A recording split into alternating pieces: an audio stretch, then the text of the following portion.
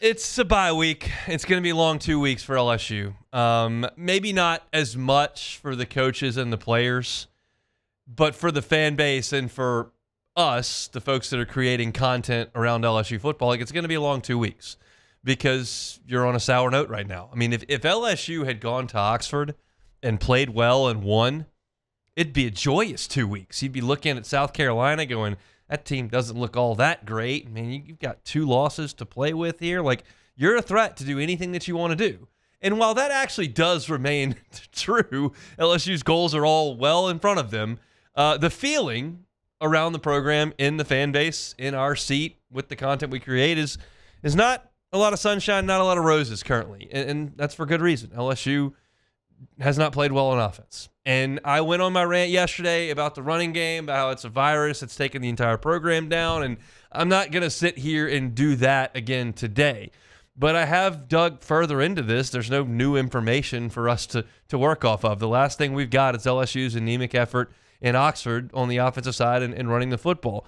So I wanted to go in and not necessarily give you strong opinions in this segment. Those are out there, and there's a time and place for them, but this is not a time for, well, right tackle and left guard, like, you've got to play better. Like, that's an opinion. The backup quarterback needs to be out there. That's an opinion. The quarterback is this and that. Like, these are opinions. I want to deal in actual objective data, okay? Because that can't be argued against. It just is what it is. And when you look at the running game, I went into a little bit of this yesterday. We're going to go into this, and then we're going to get to the passing game and the lack of the deep ball. But you look at the running game. I took the 3 games LSU played against Power 4 competition: Clemson, Florida, Ole Miss. I don't care about Southeastern. I don't care about Tech. But I took those 3 games.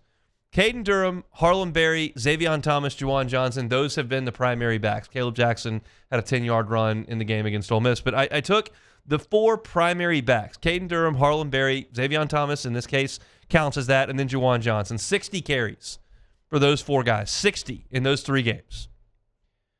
5 of the 60 have gone for 10 yards or more.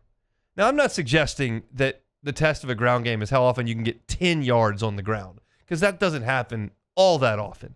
But it should happen, my opinion, more than 8% of the time.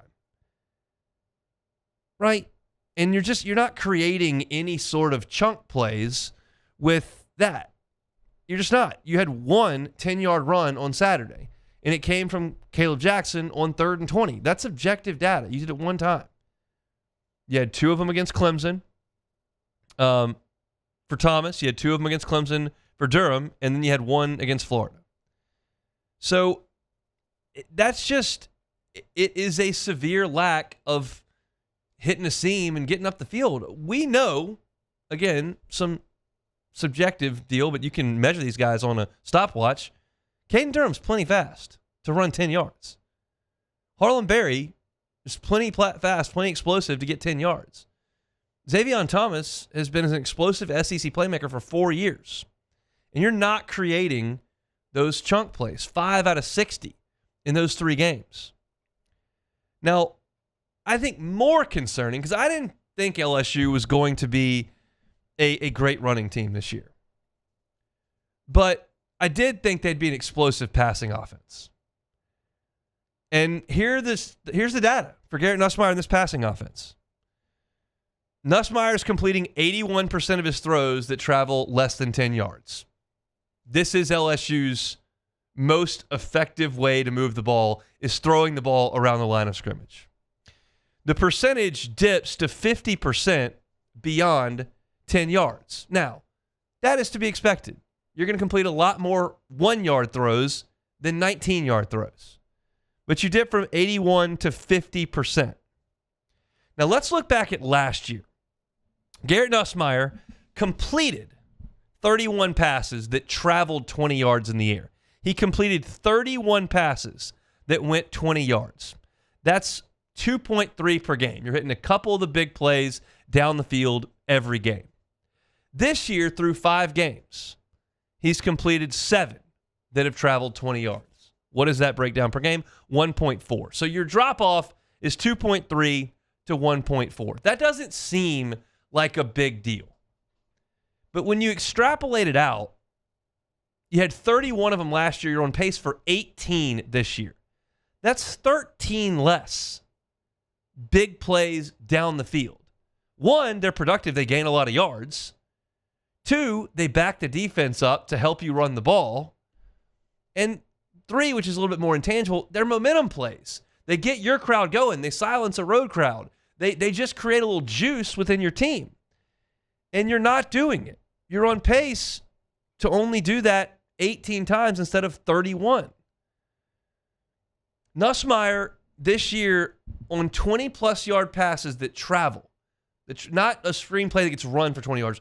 Air travel, 20-plus yards, outside the numbers. So the shots down the sideline, big plays outside the numbers. He's 1 for 13 on those passes. That's 8%. Last year, he was 28% on those throws. 15 out of 54, 20-plus yards outside the numbers. And 4 of those 15 plays went for deep touchdowns. This is the play to Berrien Brown to start the Tech game. This is the play to Chris Hilton back on Saturday where he cooked the defense and Nussmeier couldn't get it out there. You're 8% on balls that travel 20 yards outside the numbers when last year you were close to 30%. You were 28%. And here's the deal with that. And here's where I mix in some opinion, but I could back it up with some data. Your wide receiver core, as it is currently constituted, appears to be more explosive than the group you had out there last year. Chris Hilton is healthy. He was not last year. Berrien Brown is on your team. He was not last year. Nick Anderson, who was a big play threat for Oklahoma, is on the team and playing significant snaps. Last year's group was led by Aaron Anderson, who's not necessarily a deep play guy. He's more of a work the middle of the field guy. And Kyron Lacey, who's not necessarily a big play guy, more of a physical body that helps you down the field. But, of course, you know, the touchdown against Ole Miss last year to win the game, more than 20 yards outside the numbers. You're not getting those plays. Your efficiency level on those throws is almost zero. And again, this is not the part of the show where I'm going to tell you why I think that is. But if I've got the data, the guy who sits on the fourth floor in the Cubs shirt and just picks through the internet, if I have this data, they've got way more than this. They know where their shortcomings are. And you've just got to be better in some of these areas. And so it's now for them to determine on this bye week, is it this way because of an injury? Is it this way because of poor play calling? Is it this way because of lack of execution? Is it this way because the wide receivers aren't separating enough? Is it this way because the quarterback can't throw it that far? Like, I don't know the answer. I'm not in there in the meeting room. I'm not at practice. I just know that the data suggests you're grossly inefficient just about everywhere. You've got to find something that you're good at. Last bit of opinion on this before we change topic. If you ask me, Hunt, like, what do they have a better chance of getting fixed here? I would say it's pretty simple to me. It's the passing game. I'm not ruling out help and hope for the running game, but you would have to really believe because they haven't run the ball for 3 years and your offensive line is healthy currently and you're just not very good. On the other side, you've got a quarterback who has proven he can do this and wide receivers who have proven they can do this. They're just not right now. So to me, the best chance is for those guys to return to form rather than the guys up front emerging as something completely new and different. It's not exactly a harbinger of great hope to come here because you understand that without a running game, you're in some trouble. But if you're looking for a shot of life here and something to get better, they can be better throwing the ball down the field than they are right now. They can do it more often. They can do it more effectively. They have the personnel to get that done. And to this point, they just haven't done it. And that's really, really disappointing. But you've got a week off now. And whether the most important thing is getting some reps and making sure that you're on the right track to getting better at it, or getting no reps and letting the quarterback heal up from whatever injuries are plaguing him, if they are, use this time wisely and make it happen. If it needs to be that Nussmeier sits and Michael Van Buren gets more reps so that he's available to be an option for this team moving forward, so be it. So be it.